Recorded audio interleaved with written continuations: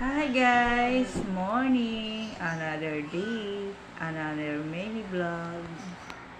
For this video, ano muna tayo ngayon? Dahil Monday, linis lang. Linis lang. Kasi yung ibang content creator, ang ginagawa nila, DIY, pa-renovate ng bahay. Tayo, wala tayong ganun. Kaya, linis lang. Yun lang matanging alam ko, linis lang. Wala tayong pwedeng baguhin, wala akong binili dahil wala tayong ganon. Sila kasi yung mga ibang content creator, uh, mag, sila, may binibili, tapos ina-arrange nila. Tayo, linis-linis lang. Saka na tayo magganon pag sumahod na tayo kay Facebook. Charot! Uy! Ito na nga, ang ginagawa ko sa umaga. Araw-araw talaga yan nagmamap ako. Kasi nga, kahit wala kaming papi, everyday talaga yan. Ngayon, naiiba lang kasi may papi kasi kami, kailangan umaga, maglinis na. Dati nung wala kaming papi, saka na ako nagmamapag, halimbawa bago ako maligo o kaya pag naglalaba. Pero araw-araw yun. Ngayon hindi, kailangan pagising mo sa umaga, magmamap ka na, lalaban na yung basahan niya. Kasi yung basahan na yun yung nakikita nyo sa dulo. Dapat ang basahan namin dati niyan, dalawa, sa CR at saka sa may lababo. Ngayon, isa na lang. Kasi, alam mo naman ang lola nyo, ang marites nyo, mga mami, mga Mars, mga Inday. May sakit, kaya isa na lang para carry lang ang ginagawa ko. Ngayon, yung nakikita nyo yun doon siya umiihi at doon siya nagpupupo. Hindi siya nagpupupo kahit saan. Doon lang talaga, tsaka umiihi. Charot! Ano ba yan? May iba na. Pagkatapos kong mag-map ng sahig, dahil Monday nga ngayon, pinupunasan ko yung TV namin. As you can see, charot! Ano yan? Ito yung basahan niya. Pinupunasan ko talaga yan. Everyday ko yan pinupunasan kasi bawal sa akin ang maalikabo. Nagkataon lang dahil Monday, every 7 days o 6 days, parang every Monday talaga, parang general cleaning. Pero although, charot, huy, nag-English ka na naman. Pero everyday talaga, pinupunasan ko lang. Pero hindi yung punas na as in todo-todo. Yung papyaw lang, yung nilinis ko lang. So, hindi katulad pag every Monday na as in, dinilinis ko talaga, iniisa-isa ko yan sa ilalim ng mga, yun, nilagayan ng TV, sa likod. Tapos may mga pan-display kami dyan. Wala akong pan-display, konti lang kasi hindi pa naman tayo umaano sa Facebook. Sumahod man, sus, kaliit-liit lang. Charot, pero okay na yun. Ang ginagawa ko, pinupunasan yan. Isa-isa. Kasi kung nakikita nyo sa mga content creator, ano yun, yung mga content nila, linis bahay, di ba? Pero parang may pinababago sila, may binili sila sa Shopee, papalitan nila, tayo wala kaya linis-linis lang. Tsaka wala tayong ganun pera. Kaya hanggang lang, punas-punas. Pag pag okay na, pag may milyon na tayo, papalitan na natin yan. Pati yung mga lagayan ng TV, bibili tayo. Charot. Ngayon wala pa tayong pambili mga day. Kaya tiyaga-tiyaga lang muna sa ganyan. Tingnan mo, nakita nyo, sinasabay ko na rin ang pagpupunas ng pader namin, yung pintura namin yan. Siguro ang dati kasing pintura niyan is light blue, tapos pinalitan siya ng parang lavender, tapos pinalitan ng light pink. Yan yan hindi naman siya pula, parang dark pink lang. Yan ang pinili namin kulay kasi mura. Charot. Mimix mo lang yung white at saka red, ang magiging tutig-tuigon lang kung light pink lang o baby pink. Sa amin kasi na puruhan kasi kami lang naman nagpipintura. Makita niyo wala akong mga sabit-sabit sa mga dingding kasi maliit lang yung unit. Kailangan yung mga display maximize din. Charot. Charot, oy, nagkakamali na. Kikita niyo yung orasan namin. Hindi ako mahilig sa Hello Kitty. Nagkataon lang na meron talaga nagbibigay sa akin. Dati nga, sabi ko sa'yo sa mga next vlog ko, nung nakaraang vlog ko na, ang Hello Kitty ko umabot ng 2 sako. Kasi dito sa lugar namin, dito sa unit namin, may nagbibigay sa akin dati. Nagtitinda siya ng Hello Kitty. Minsan, pag hindi siya nabibintayan, yung magagandang Hello Kitty, may bigay, pero siyempre mahihiya ka naman, binibili ko na lang. Pero sa murang halaga lang. Yun nga, pinauwi ko sa probinsya, napabayaan nila doon. Kaya ang iba, pinamigay ko na rin. Kaya ang natira, yan lang, kukunti lang. Tapos niyan, isinasabay ko na yung yung salamin na yan. Nabili ko pa yan, 20, ilang years na to, nabili ko to. Mura lang, siguro ang bili ko niyang sa Sanyang. May kaibigan ako doon na promo. Binigyan niya ako ng discount. Siguro nabili ko lang yan 500. Siguro 2014 ko nabili siguro yan. Pag hindi 2014, 2015. Yan. Yan yung mga yan na lang natira sa akin, yung mga Hello Kitty ko. Hindi pa mga ayos ang paglilinis ko dyan kasi yung batuta ko, yan samukero, charot. Yan. Isa rin yan yung mga divider ko, ang tagal na rin yan. Pero, tiyaga-tiyaga muna tayo sa ganyan kasi, alam mo naman ang marites nyo. Marites. Nag-uumpisa pa lang. Pagpasensyahan nyo na kasi, talaga ako. Trying hard, content creator. Uy! Kasi, wala naman tayong ginagawa sa bahay, kaya pag may time ka, pag wala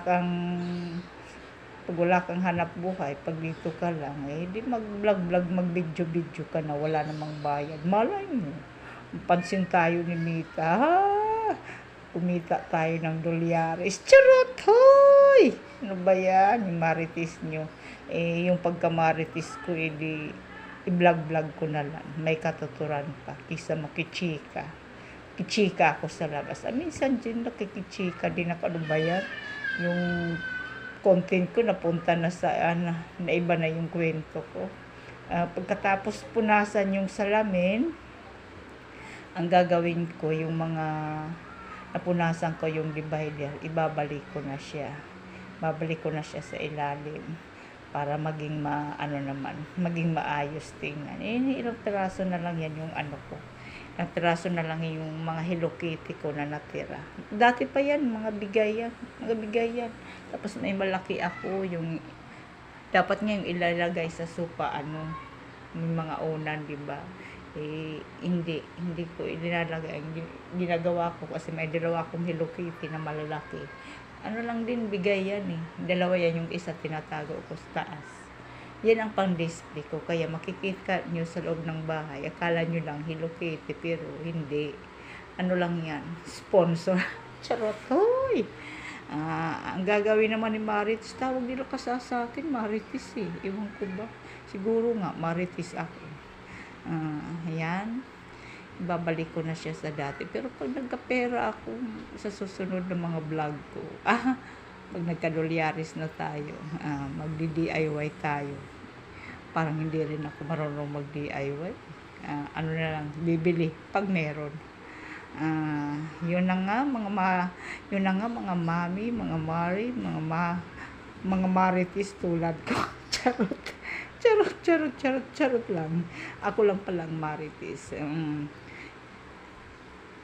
Yung divider na yan, kahoy din yan Binili ko lang din yan kay Sanyang. Mura yan. Ngayon, na yan? Nagpunta ako ng SM dati. Na yan? Nasa 1.2. Pero ang bigay lang sa akin yan dati, noon pa yun, 2016 ata. Siguro dahil matagal, medyo matagal na. Nagmahal na ngayon. Ano lang yan eh, 300 kasi alam mo naman ang marites nyo. Eh, dati tayong tindera. Dati tayong nagtatrabaho sa sa Robinson, SM, lahat ng mga department store napasukan natin. Kaya marami tayong mga doon, mga friends. Charot, hoy! Pagkatapos kong linisin yung TV, yung salamin namin, yung divider, naman tayo? Yung mga upuan. Napapansin nyo yung upuan na yan? Ano pa yan? Bigay lang din yan sa amin. Bigay lang din. Napunta yan dito sa unit is 2013 ata. 2013. Luma na yan. Bigay lang yan sa amin. Ang ginawa ko, kasi ako nagmatang kay Malimit. Nakita nyo si Batuta, yung alaga namin. Hindi ako matapos-tapos kasi yan eh. Malambing yan, makulit. O tingnan mo. Ayan o. Doon pa makikipaglaro sa akin.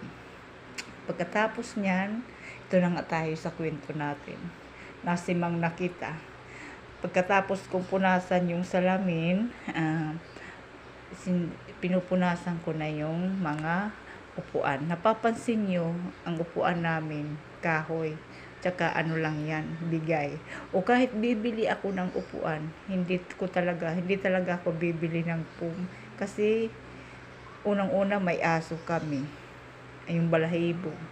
At saka kahit wala kaming aso, hindi talaga kasi parang kumakapit yung alikabok dyan.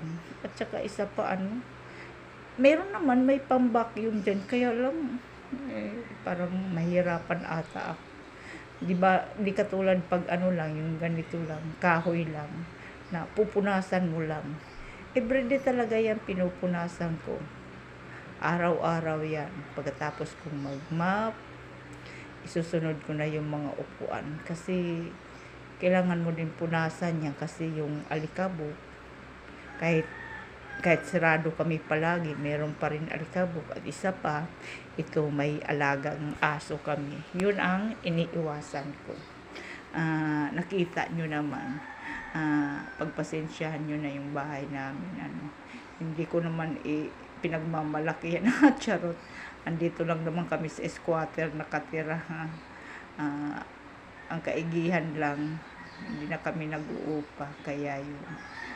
Sinusunod ko naman punasan pagkatapos ng mga upuan yung mga pang-display. Ilan lang naman ang display namin eh. Isang lang, yung parang pangatlo na yung wall clock namin. Tapos yung family album, yun lang naman ang nakasabit sa dingding namin. At saka ayoko rin ng maraming sabit-sabit kasi parang sa iba lang gusto yung maraming sabit-sabit.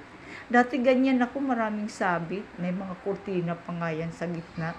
Tapos yung dati yung mga Hello Kitty ko, hindi ko pa binibigay, nakadisplay yan dun sa may I love you na yun sa dulo, malapit sa CR. Pangit pala, parang Christmas tree na tingnan.